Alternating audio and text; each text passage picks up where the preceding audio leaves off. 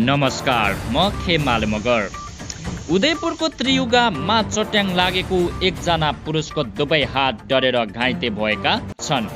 त्रियुगा गाउँपालिकाका 10 बाँसबारीका 55 वर्षीय शेरबहादुर कार्कीको दुवै हात डढेर गम्भीर घाइते भएको प्रहरीले जनाएको छ। शनिबार राति परेको चट्याङ लागेर कार्कीको दुवै हात डढेर गम्भीर घाइते भएका हुन्। घरमै बसिरहेका कार्कीलाई चट्याङ लागेको हो भन्ने घरमा रहेका लत्ता कपडा समेत जलेर नष्ट भएको छ। चट्याङकै कारण खोरमा रहेका केही बाख्रा समेत मरेका छन्। घाइते कार्कीको जिल्ला अस्पताल उदयपुरमा उपचार भइरहेको छ। चट्याङले के कति क्षति भयो भन्ने यकिन भएको छैन। घाइतेको थप अनुसन्धान भइरहेको प्रहरीले जनाएको छ।